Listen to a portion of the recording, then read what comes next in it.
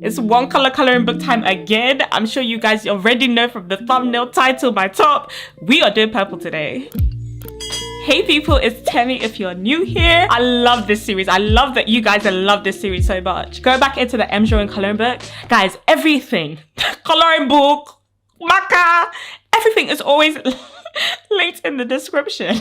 The number of comments that are like, where can I get the coloring book? Where can I? It's linked in the description. But yeah. Let's get our purples. So I'm going into my massive 320 Ohuhu set as usual. I can see a few purples on this first swatch card, and then the majority of them are on the second swatch card. And then we've got the final one, the fluorescent purple, and the last swatch card. So just looking at this section, I'm picking out anything that screams purple to me. It's quite easy to identify them in this blue section, I think. But in this pink section above, everything is giving pink. But you guys know purple is made up of red and blue, or magenta and cyan, whichever color theory way you want to go. But depending on how much blue or how much red you add, depends on the shade of purple. So because of that, I'm also trying to pay attention to the name, but recognizing that the swatch might show a different color. Anyway, here are all the purples that I've managed to gather today. Doesn't this look like a beautiful selection of colours? I've quickly split them into two pots, one with the warmer purples and the other with the cooler purples. But now we can get into the colouring book. So I'm using the M Drawing colouring book as usual. Here is our lady from last time, our all yellow beauty. I'm going to name her Summer Solana. Thank you so much for your suggestions. I got some very brilliant suggestions this time around, and it was difficult to choose, but thanks guys. And yeah, let's pick our purple lady. Going straight into the thumbnail page. This page is really coming together and I cannot wait to see all the little monochromatic illustrations all on one page. But we need to pick a purple one for today. And I kind of want to go more of the lilac route for our girls, so I want some soft tones, and I'm thinking this lady in the corner. And actually, when I decided which illustration to do, I posted it on my community tab, just, hinting you guys that something was coming.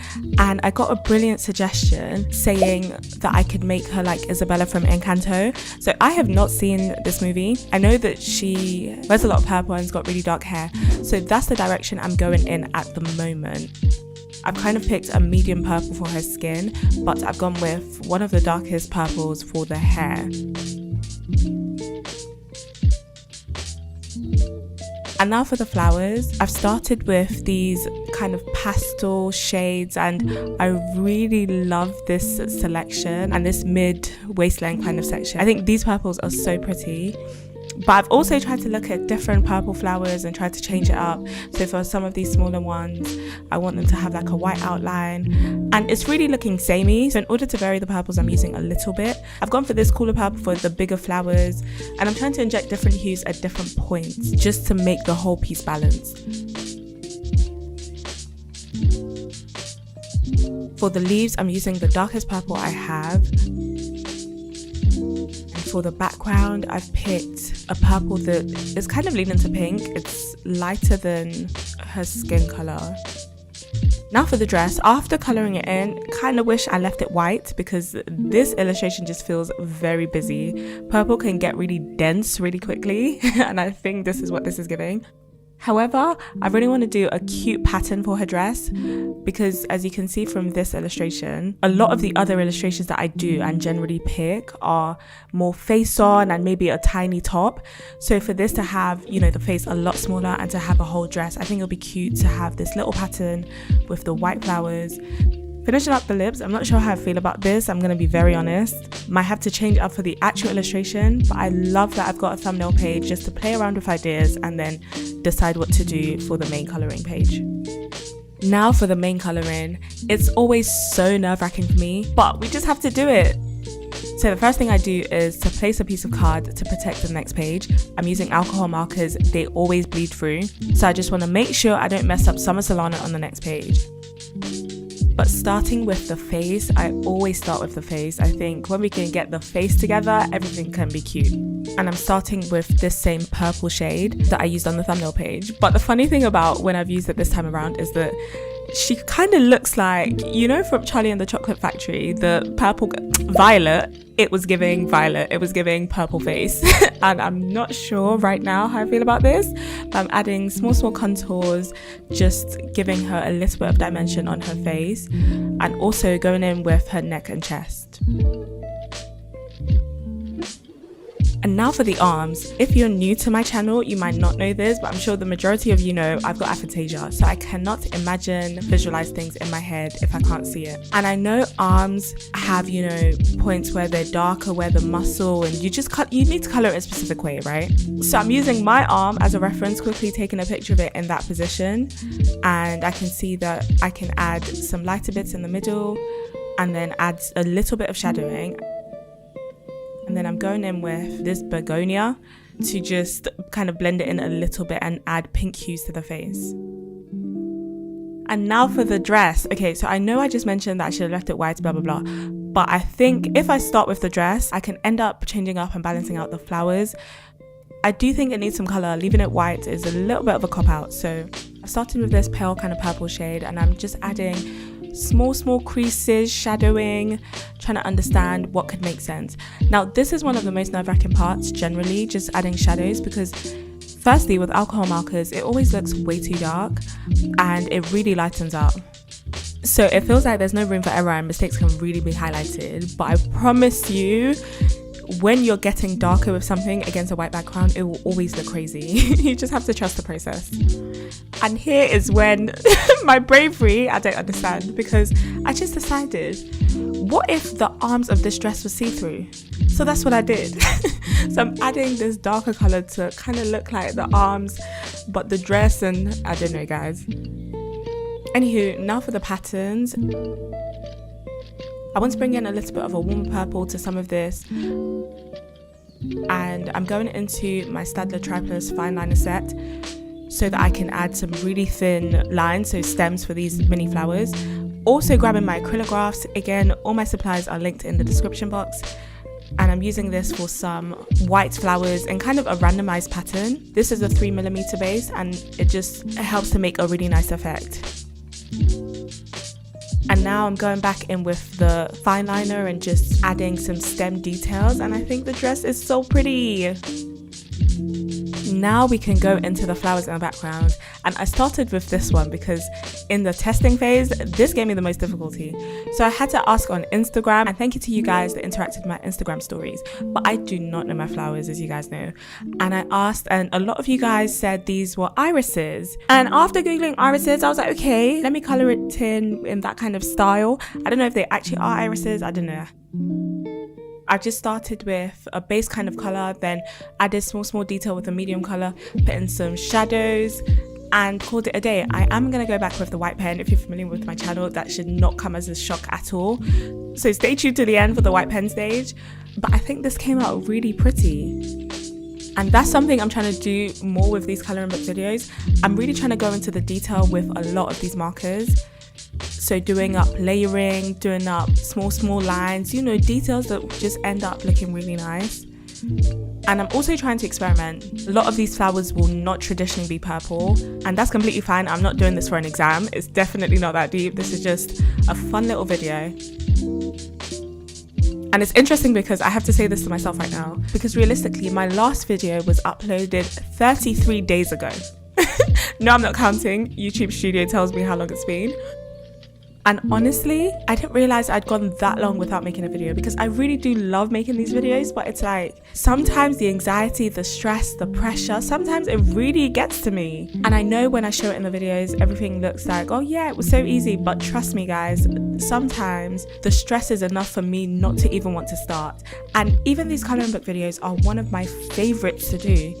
They bring me completely out of my comfort zone, and I always end up loving the outcome. So I don't understand why I struggle sometimes just to start. And this was the exact same with this process. Like, there were so many times that I was like, oh my god, I don't like it, what am I doing?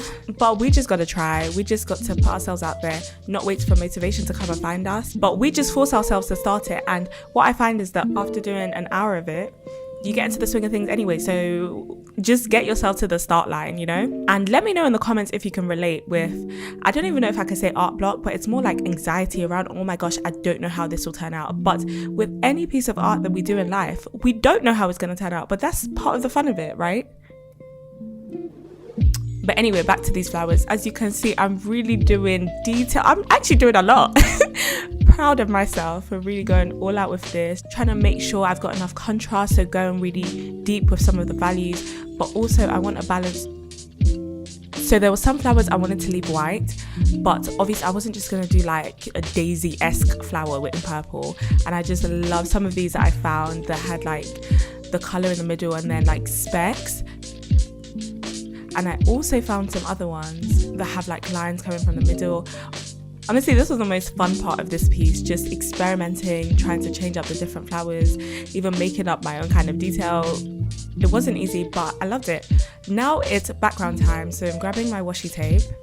And this is just going to help to keep the edges clean while I colour around and to pick the background colour. So I know I picked a colour initially when I was on the thumbnail page, and it was this pale hibiscus, but I've realised that is the colour I used for the dress. So now I want something that's a little bit on the cooler scale, and so I'm going to go for this Sakura purple. And starting near the white flowers, I think will give me a good idea of if it could work. And I think I'm happy with this purple, so I'm just going to put this all over. You've noticed that I've left the hair, the eyes and the lips. Those were the parts of the thumbnail page that I was most unhappy with, so I think I'll just come back to those at the end, see what best complements the floral background by the time I'm done. And yes, I'm really using the small bullet nib side to do all of this background. By the end of this background, I needed to take a break because my hands were actually hurting. And time to take the washi tape off. I love this background. I think it was the perfect color for this piece. And I'm just doing the leaves very quickly.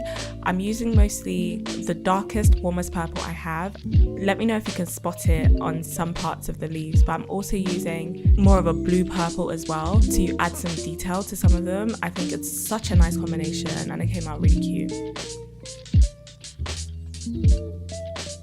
Now it's time for the finishing touches. At this point, with any colouring page I'm doing, I'm ready to be done. I like the overall look of everything so far. I'm just trying to balance the page, so where I think needs more of a warm purple, I'm going in with some detail. And for these leaves, I kind of like the look of leaving them white. And so I'm just gonna add small details, small shadowing. And now for the hair. Okay, after doing the rest of this piece, I'm really drawn to a very light hair. So almost like, do you remember when the phase when everyone had like silver kind of white hair? That kind of vibe with kind of darkish roots, but small detail. So I'm using the lightest purple I've got, and I'm just adding small detail. And I've also gone for a light color for her eyes, and I think it's so pretty for this look. Now for the lips. Guys, are you ready for the struggle? First, I just want to show you with the two colors I've applied how it really lightens up over time. So I think this lip color, I think this lip shade is so pretty. I like the warmth that I'm kind of getting from it. And now it's white pen time. Normally my favorite time of all time, right? I've picked up my Sakura jelly roll as usual, and I'm always ready to do something, right? Wrong. I do not know what happened to this size 10. It just blubbered out like it is ridiculous, because this was not the amount of ink I was expecting to come out. And now I'm grabbing the smallest size of 5, but I know this is the one that doesn't work, so I'm just kind of using it to spread the ink, but no new ink is coming out. But because of how much ink, it's just nah. It's not cute. And finally, I'm just finishing off with a size 8 that's bringing out a more controlled amount of ink. But look how awful these lips look. Like it's not giving glossy, it's giving ashy, and it's not cute. So anyway, I'm gonna go and put in some more white details with the rest of the flowers. We can come back and face the lips another time.